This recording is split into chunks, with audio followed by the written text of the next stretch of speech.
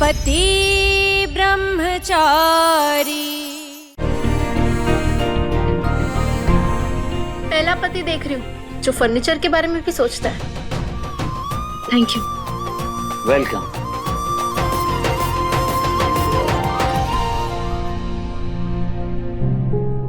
ताइमा, मेरा सपना है आईएएस बनना। रातों की नींद जलाकर ही तो अपना सपना पूरा कर पाऊंगा। देश की सेवा करने के लिए आईएएस बनना चाहता है, और देखना वो मैं बन कर रहूंगा। मेरा सूरज काले बादलों के बीच घिर गया है ईशा बेटा। अब तू ही है,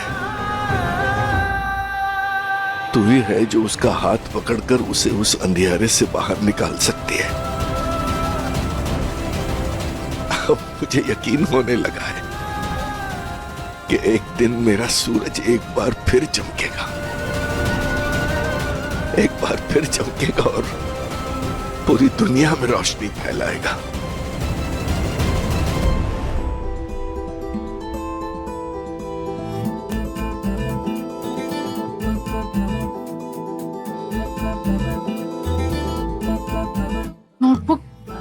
नोटबुक तो है नहीं, किस पर लिखूं?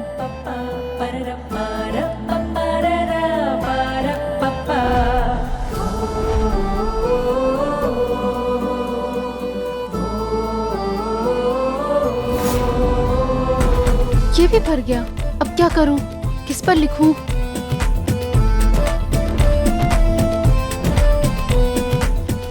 इलेक्ट्रिसिटी बिल, ये तो पुराना है, ये यूज कर लेती हूँ।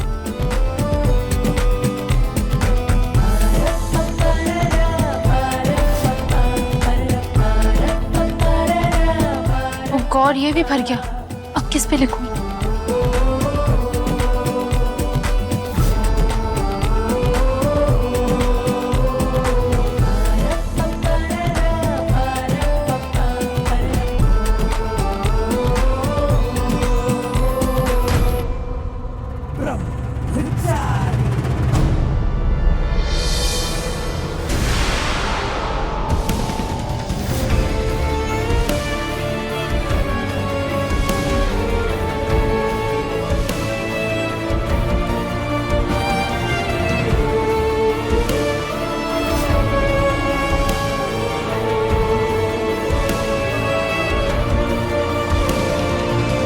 अरे यार, भाभी ने तो आपकी टी शर्ट खराब कर दी। मैं अभी नहीं रोकता हूँ। रोक मत उन्हें, पढ़ने दे। वो मन लगा के पढ़ाई कर रही। कल तक तो भाभी पे आप इतना भड़के हुए थे, आज गुस्सा होने की बजाय स्माइल कर रही हो। सूरज भैया, चल क्या रहा दिमाग में? यही कि एक बार ईशा जी आईएएस बन जाएंगे ना, तो वो समझ जाएंगे उनकी जिंदगी का मकसद मेरी पत्नी बनना नहीं, बल्कि देश की सेवा करना है। उनका सपना है आईएएस बनना, और अगर उनका सपना मेरी वजह से पूरा हुआ ना, तो मेरे मन का बोझ कम हो जाएगा कि मैं उन्हें इस दलदल में लेकर आया। ओ हो, सूरज भैया, भाभी का आप जो काम ये मन का बोझ बोल के कर रहे हैं ना, मुझे ऐसा लग रहा है कि इसे प्यार कहते हैं।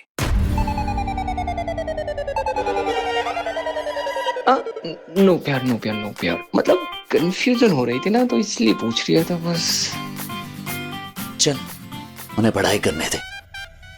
और हाँ, ध्यान रहे, तुझे ईशा जी पे पूरी तरह से नजर रखनी है कि उनकी पढ़ाई लिखाई में कोई भी डिस्टर्बेंस ना हो। हाँ, चल।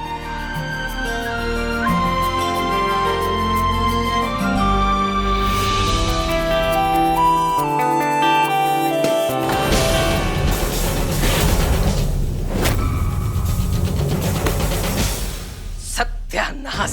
जब से इस लड़की के पांव पड़े इस घर में, मजाल है कि कोई काम सही हो जाए।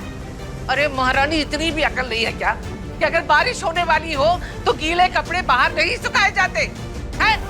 अब इन्हें कौन धो के वापस सुखाएगा? तुम्हारे हवेली के नौकर आके सुखाएंगे? ताइमा, मैं फिर से कर देती हूँ। नहीं ईशा भाभी, आप कुछ नहीं करेंगी। सूरज भैया ने मुझे ड्यूटी दी है ना आप पे नजर रखने की। आप सिर्फ पढ़ाई करेंगी और कुछ नहीं।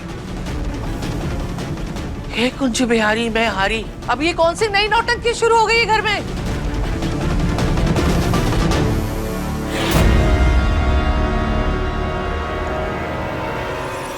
हे बाकी बिहारी।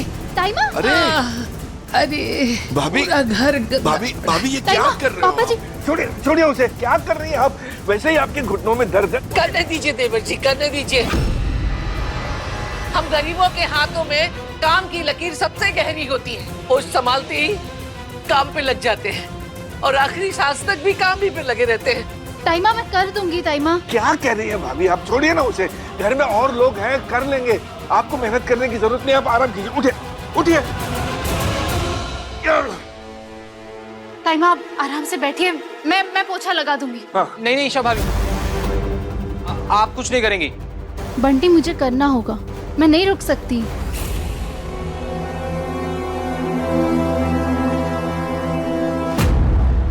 तुझे क्या लगा तेरी हवेली में नौकरानी बनकर पोछा लगाती थी तो मैं यहाँ भी लगाऊंगी और तू महारानी बनकर मजे करेगी? एक बात याद रखना, नौकरानी थी मैं तेरी हवेली में, इस घर की मालकिन हूं मैं, इसलिए चुपचाप काम पे लग जा और ये किताबों की नौटंकी तो छोड़ ही दे। लग।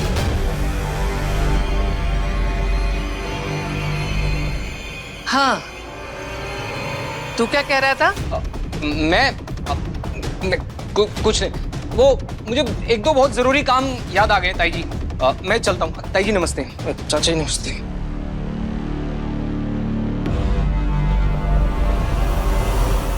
भाभी उठ बेटा। ऐसा है, इस घर में बच्चों को कुछ और मिले ना मिले, लेकिन पढ़ाई का अधिकार तो मिलता है। जब हम अपनी घर की बेटियों को ये अधिकार दे सकते हैं तो बहू को भी तो पढ़ाई का अधिकार मिलना चाहिए। देवर जी, पढ़े जितना मर्जी है उतना पढ़े, मैं कहाँ कोई अधिकार छीन रही हूँ। लेकिन बहू अगर ससुराल चले तो वहाँ उसकी कोई जिम्मेदारी होती है कि नहीं होती है? बहू को सास के काम में हाथ बटाना चाहिए कि नहीं बटाना चाहिए? इस महारानी को मैं अपने सर पे बिठा के नहीं भाभी, नहीं देवर जी, पहले की बात कुछ और थी और अब की बात कुछ और है।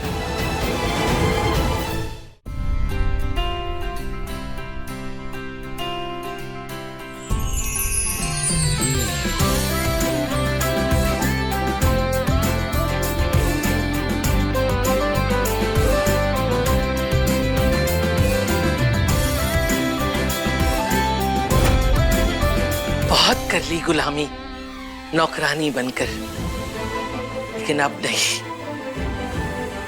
अब मैं मालकिन बनूंगी अपने बिजनेस की।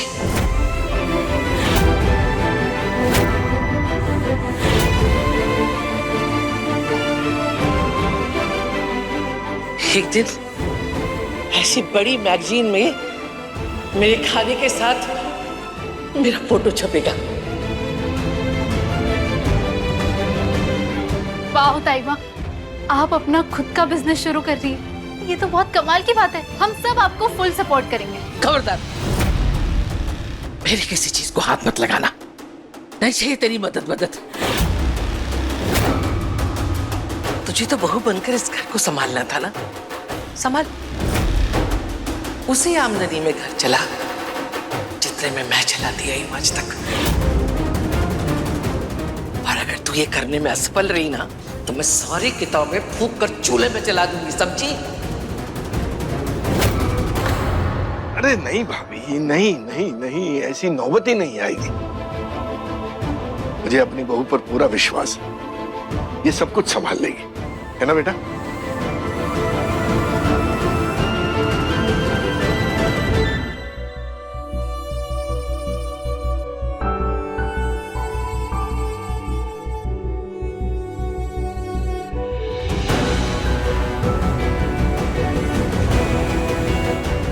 मैं जब छोटी थी तो मेरी माँ ने मुझे सिखाया था,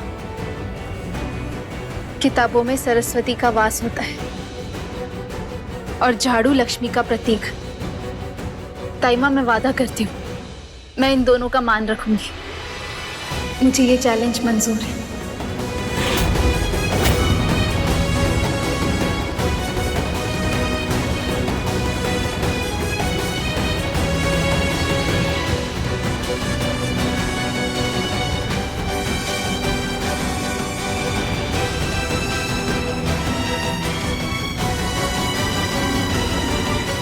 बातें बनाना और गृहस्थी चलाना बहुत अलग है महारानी जी। ये रख 15,000 रुपए। 15,000?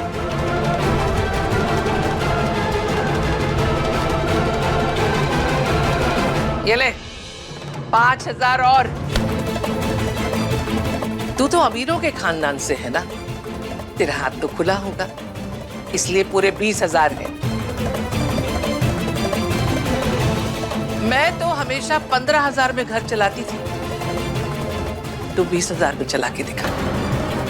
मैंने कोई किताबों की पढ़ाई नहीं की है, लेकिन फिर भी गृहस्थी चलाने में हमेशा अव्वल आई हूं। लेकिन अब तेरी बारी है, चला के दिखा। आटा दाल चावल तीज त्योहार बीमारी फीस सब तुझे इसी में समेटना है। तुझे बहुत बात बात पे शाबाशी पाने की आदत है ना। चुनौतियां सिर्फ किताबों के इम्तिहान में नहीं होती है, घर गृहस्थी में भी बहुत चुनौतियां होती है। चल अब बन के दिखा एक कुशल बहू।